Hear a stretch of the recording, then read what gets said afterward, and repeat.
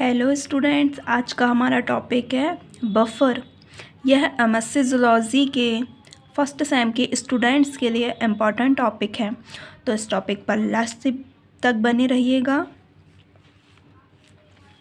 इसके सिनॉप्सिस हैं।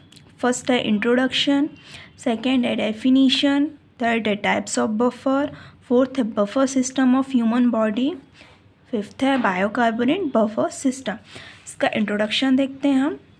Sodium chloride तथा अमोनियम एसीटेट दोनों की pH 25 अंश सेल्सियस पर 7.00 होती है।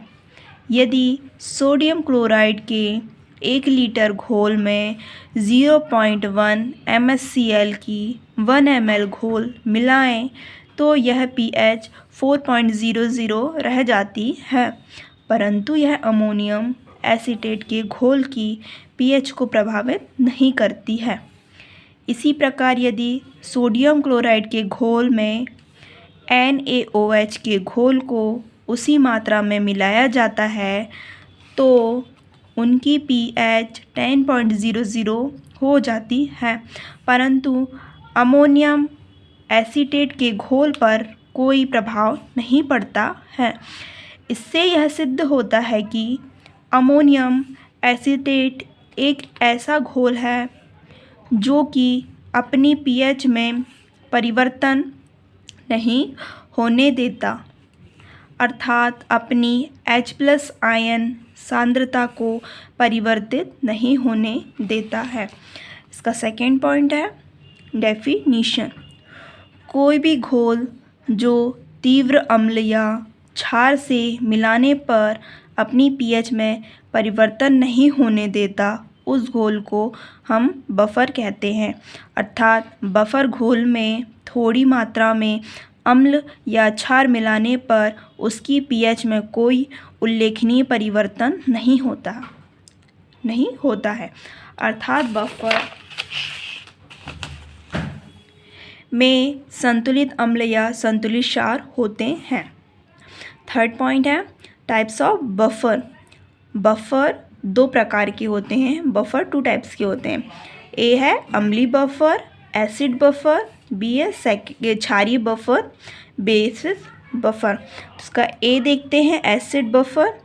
वह घोल जिसमें अम्ल या मंद अम्ल या उसके लवण तीव्र क्षार पाए जाते हैं, इसे अम्लीय बफर कहते हैं। ऐसे बफर घोलों की pH अम्लीय अर्थात 7 से कम होती है। बी पॉइंट है इसका बेसिक बफर। वह घोल जिनमें मंद क्षार या इसके लवण अधिक मात्रा में तथा तीव्र अम्ल पाए जाते हों, उसे क्षारीय बफर कहते हैं। उनकी pH सदैव 7 से अधिक अर्थात क्षारीय होती है। अम्लीय क्षारीय बफर को हेंसन सूत्र से प्रदर्शित करते हैं। pH का acid buffer equal to pKa plus log salt upon acid. pH का acid buffer equal to pKb plus log salt upon acid. Ka equal to acid dissolution constant with weak acid। Kb is equal to base dissolution constant with weak acid।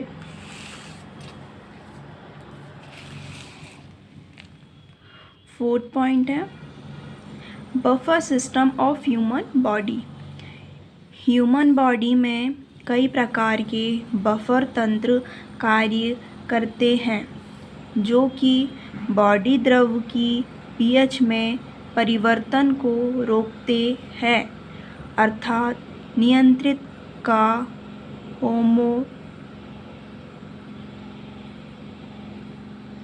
होम्योसिस बनाए रखते हैं। मुख्य buffer तंत्र निम्न है। First है ए है protein buffer system.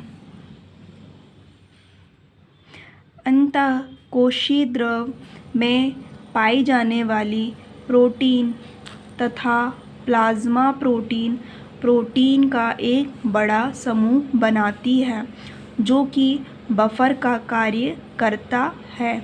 चूँकि इनकी सांद्रता बहुत ही अधिक होती है, इसलिए ये शरीर की 3/4 बफर तंत्र की क्षमता को नियंत्रित करती है।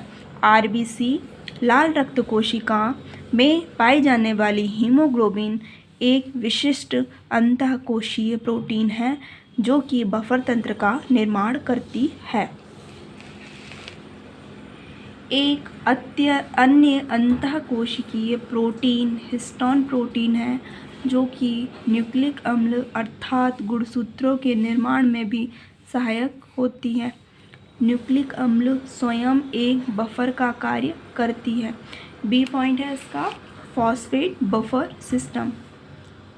फॉस्फेट बफर बाह्य कोशिकीय द्रव में कम होते हैं जबकि अंतःकोशिकीय द्रव में उनकी मात्रा अधिक होती है तथा वे एक आवश्यक बफर का कार्य भी करते हैं।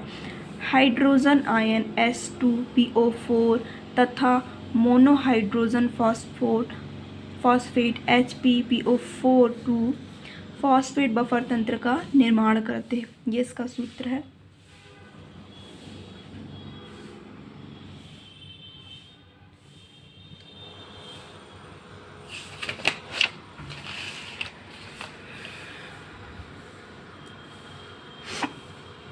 मोनोहाइड्रोजन फॉस्फेट आयन HPO4 2- एक संयुक्त क्षार होता है जो कि तब बनता है जब संयुक्त अम्ल हाइड्रोजन फॉस्फेट आयन H2PO4 से हाइड्रोजन आयन निकलता है, जैसा कि ऊपर सूत्र में दर्शाया गया है। यदि घोल में हाइड्रोजन आयन को मिलाया जाए तो मोनोहाइड्रोजन फॉस्फेट बनता है जो कि अम्ल है। हाइड्रोजन आयन सांद्रता को बढ़ने नहीं देता, जिससे pH प्रभावित नहीं होती है। सी पॉइंट है इसका बाइकार्बोनेट बफर सिस्टम। श्वसन तंत्र में अम्ल क्षार का नियंत्रण बाइकार्बोनेट बफर के द्वारा होता है। कार्बन डाइऑक्साइड CO2 जल H2O के साथ क्रिया करती है, कार्बोनिक एसिड बनता है। इस क्रिया को कार्बोनिक एनहाइड्राइज एंजाइम की आवश्यकता होती है। यह दो तरफ होने वाली क्रिया है। इसमें H2CO3 टूटकर H+ तथा HCO3 आयन बनाते हैं।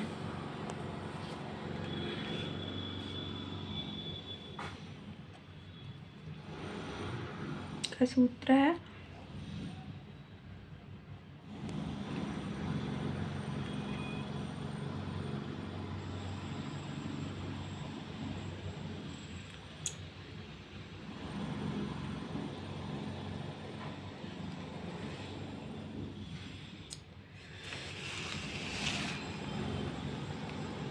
यह चित्र रक्त में अम्ल क्षार का संतुलित बफर तंत्र है।